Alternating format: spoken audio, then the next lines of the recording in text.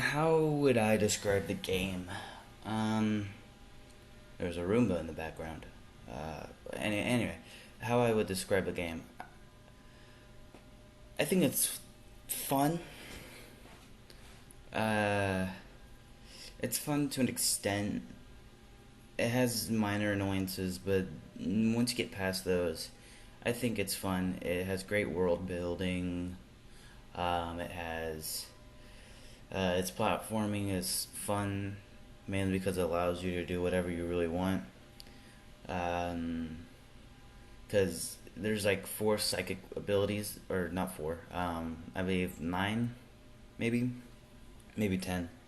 Um, and you get those abilities, and you have to use them throughout the game to defeat bosses and get through the game. Anyway, the best ones that allow you to really do what you want and give you that sense of freedom is the levitation one, where you can jump higher and fall slower. Uh, and of course, you're just going to have to use the psychic beam, and I guess the invisible one's pretty useful. It helped me get through a few pickles. But I think the game's at its best whenever the platforming allows you to do what you really want to do. Not many games actually allow that. Um, Now, is it gonna be on level with Mario Odyssey? No. I mean, this game came out way before, and you could definitely tell its age. Um, my biggest problem with the game is collecting, and people are gonna say that it's a collecting game. You should expect that. It doesn't feel like a collecting game.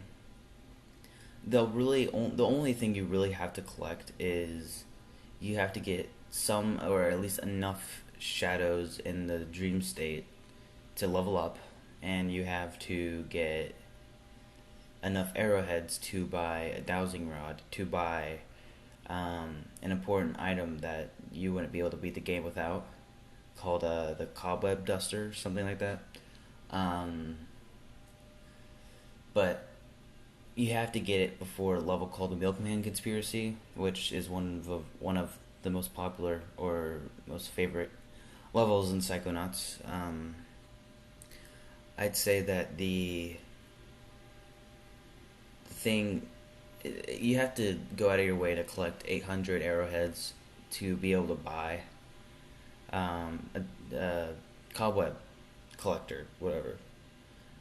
Which is the most annoying part of the game, I'd say, because it had me going around with the dowsing rod, spamming the A button to collect, 800 worth of arrowheads that you wouldn't be able to collect without the dowsing rod, because the dowsing rod gives you a greater quantity of arrowheads. Maybe it's quality because they're worth more. I don't know.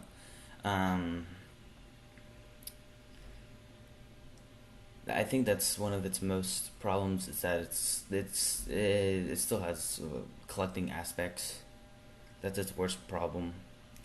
Now, is it probably going to get rid of those in the new game? Probably not. I mean, whatever. It's fine. It's nothing to like not play the game for. I mean, you're going to slam your head into the table or desk or bed frame or whatever. Um, because how annoying. It's just inconvenient. It's not like, oh my god, this blows, but it's more like, ugh, this second sucks. Um, what else is annoying? I think the difficulty spike after Milkman Conspiracy is pretty high. Not because they ask you to do more things with your side powers or anything like that. Because the bosses that you fight from there on they're just less intuitive. Um, I'd say the most unintuitive boss fight is the oh um not the Phantom. That one was pretty easy. Compared, none of the bosses are easy. Um, they all have their own difficulty because once you lose all your lives, um, you have to start the boss all the way over. There's a Roomba at my door.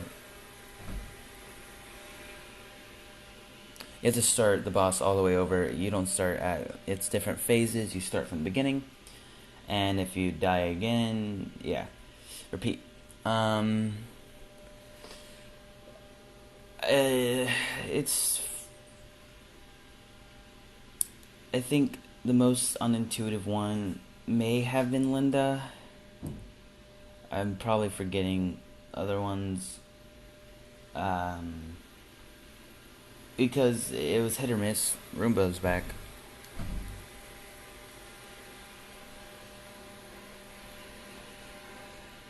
It was pretty hit or miss. On you had to lure a big fish monster to get its dongle chomped on by what do we call that? Uh, a clamfish, something like that. And that one was difficult because it was, I didn't know what I was so supposed to do, and whenever it didn't work, when I actually tried that before looking up how to do it, um, yeah, that was frustrating. I think it's the game has. I think the game, what carries the game is its world building, its characters, uh, its personality, its own style, and I think the platforming is just fun enough with the levitation ball that it makes it fun enough to play because you can do your wacky things. You can skip large parts, or you can like just jump twice instead of having to without the ball. Do it properly. I think that's fun when it gives you the opportunity to do whatever you want. Um, what else does it get right? I think I think it gets the psychic powers right. I mean, throughout the game, you have to use it. They make you use the newest ones that you get instead of having to go back to the old ones. I mean, there are some psychic powers that you rarely use. Towards the end of the game, you have to use, telekinesis more than anything else. Um, I think at points you have to use the. I mean, whenever you get clairvoyance, which is being able to see in other people's eyes, you really only use it like two, maybe three times. It's really not that useful. Um, you just it's it's hard to describe the game. It's not easy after halfway through. Once you get to the asylum part, it gets difficult. You know,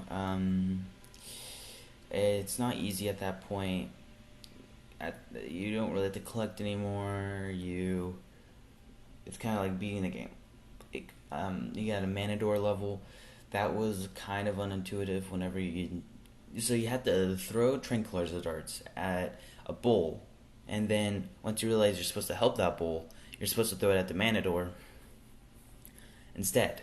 Now, I didn't know you're supposed to throw it at the Manador because, well, he's a lot smaller than a bull, and having to take the darts out of the bull to throw into the Manador, I didn't think about that.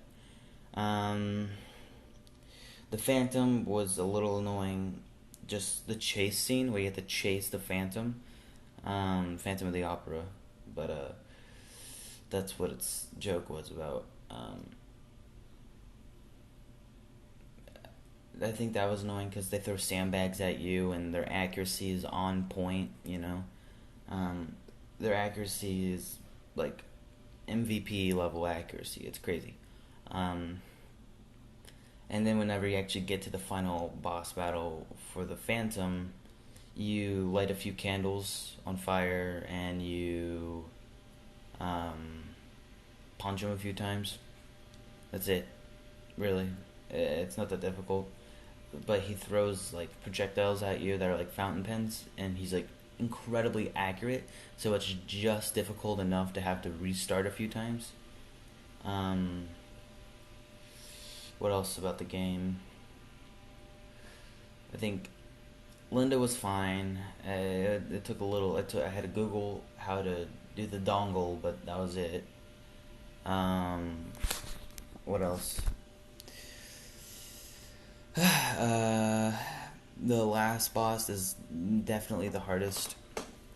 Once you beat the tank with the brain in it, controlled by the coach, you have to. Well, what you have to do is you have to climb up a parkour tower because now your brain is connected with the coaches, which is very poetic. Because the start of the game, you started inside your coach's brain world, and then you ended the game off the coach's brain world. That's kind of clever. I don't know if they did that on purpose or not. Probably did.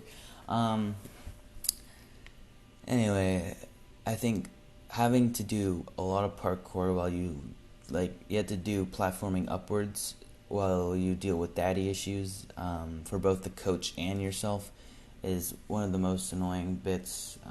The most annoying bit is when you have to save the baby version of your coach from getting pounded by doing platforming upwards.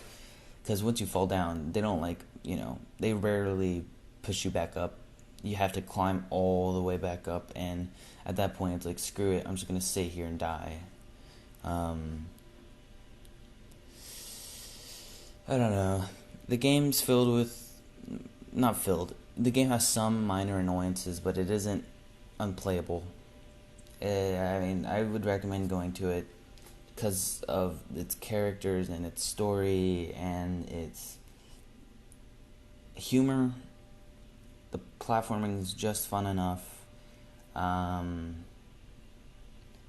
The the boss battles are satisfying when you defeat them. It's gonna take a little patience, but all games do at this point. Um, well, there's really nothing else to say about it. That's coming off the top of my mind of this unscripted speech. Um, I don't know. Collect things. You level up. I didn't have a problem with the leveling up. You have to collect like phantoms or whatever in your dreams to level up. Or it helps leveling up. There's other ways to do it, but that's one of the best ways to do it. I never found that part difficult because throughout the first half of the game, I would just go around collecting all of them that I could find, which leveled me up quickly. To beat the game, you have to be like level 30 at the very least, just to beat the game. Which is a little annoying that you have to, if you don't collect those stuff at the beginning of the game, then it's almost, you have to like just trudge all the way back through, which sounds annoying, but I didn't have to do that. I think it's the most annoying parts. It's collecting, which you really only have to collect like 2 things in this game. All you have to do is collect some like 800 arrowheads using the dowsing rod, and you have to collect as many phantoms as you can see in your dream state. So that's about it. That's literally the most collecting you have to do, which is a fraction of what this game's about. Like I said, humor's fun. I mean, it's not gonna belly laugh, but it's gonna, chuckle, maybe a little laugh. It's interesting enough. The main protagonist, love interest, is cute. Not her herself, but their relationship, cute, made me smile. The characters it just gives it real personality. The game, when you're playing it, you're not thinking about, oh, when is the game going to end? You're thinking, oh, I wonder what happens next. Which, for me, that's like, I'm always thinking, oh God, when is this game going to end? And like, and trudging my way through Ori, the something first game. What else? I think I think that's about it. Talk about it's gone. I've been speaking for 15 minutes about it.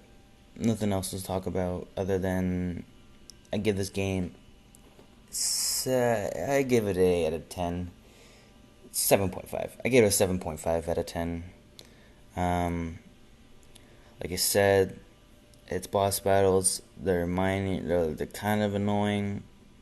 Kind of like I think when you get to the second half, the only boss battles that aren't annoying are God. I think the what's it? Napoleon one. You had to go to a psych ward and help a guy who's the nephew of Napoleon or whatever. Yeah, that one didn't have a bad boss battle because it didn't really have a boss battle. Um, that was fun, but it was just a fetch quest, whatever. Uh, but that's it. Deuces.